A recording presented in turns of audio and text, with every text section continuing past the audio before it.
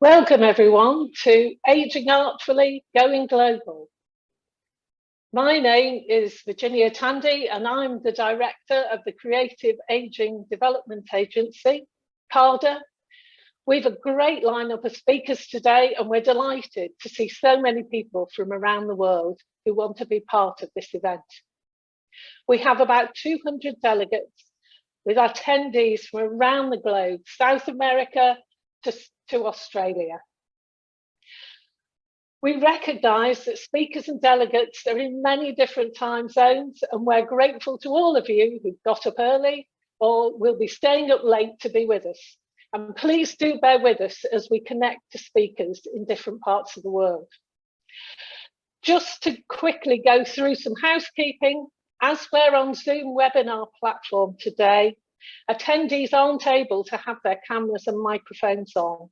So please use the chat, which you can access from the bottom of your screen to ask questions and voice any technical queries you're having. You can either choose to send your message to everyone or just to today's hosts and panelists.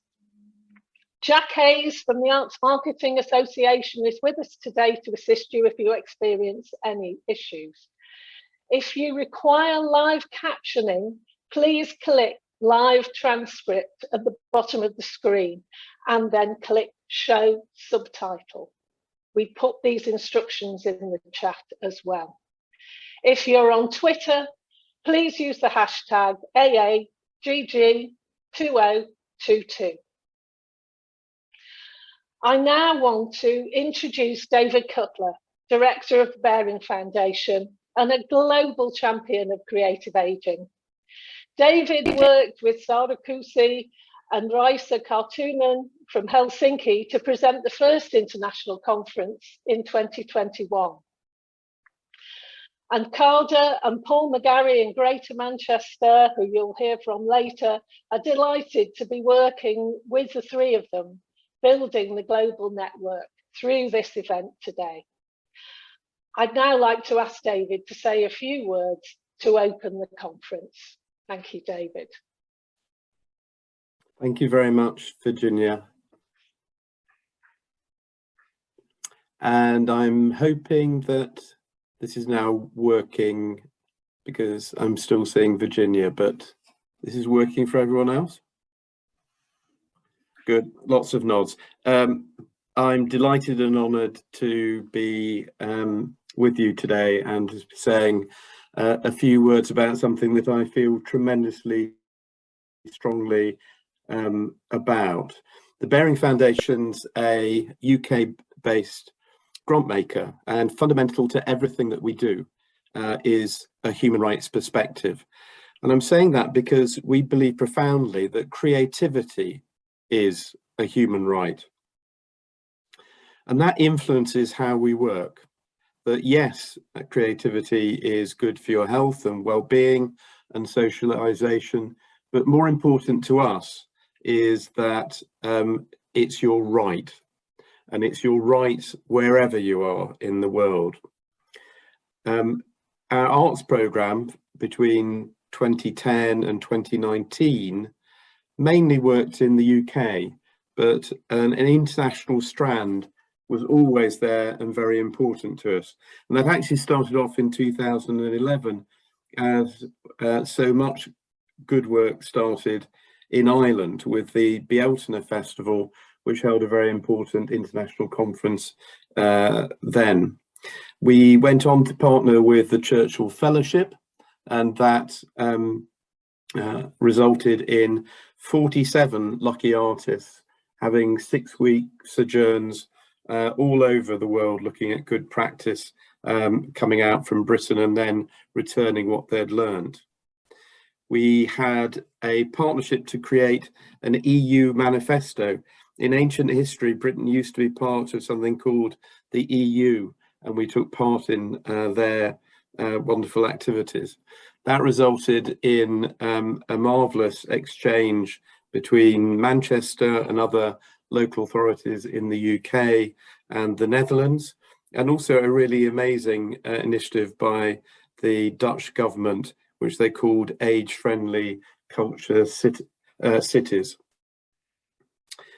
We have subsequently partnered with the British Council, and that resulted in exchange trips between British artists and practitioners to Taiwan, to Japan, to China and South Korea, all countries with aging populations and really dynamic perspectives on creative aging.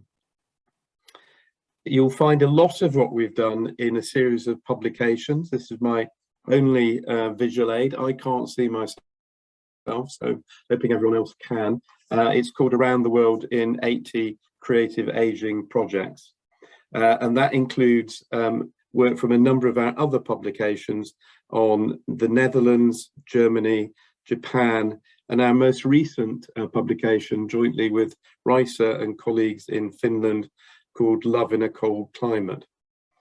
But the international journey continues for us, not only for today. We're very proud to be the main funder of CARDA, which is doing so much to champion creative aging both in England and abroad, but we're also partnering for a tour of Finnish speakers in September to Dublin, Cardiff, Edinburgh and London, and the annual Arts in Care Homes Day, which we fund on the 24th of September, will actually be an international day this year, and I think there's going to be a link that you can look at. So what do I feel all this incredibly privileged access to work in other countries has resulted in for us? I do think that it's a uniquely powerful way to learn using international exchange. For instance, when I was reflecting on what should be happening in this country regarding arts and care homes, I was very struck how Finland has had a much more strategic government-led approach, and that's something that we're lacking so much. The report Around the World in 80 Creative Aging Projects concludes in this way, that we're becoming an older world, and let's become a more creative world as well. There's now over 1 billion people over 60, including me. That's double the number in 1980, and that will double again by 2050. So this is an immensely important issue for all nations. Thank you very much. The most important thing I want to say in conclusion is thank you to Catherine and to Virginia, who've done an absolutely brilliant job in organising this.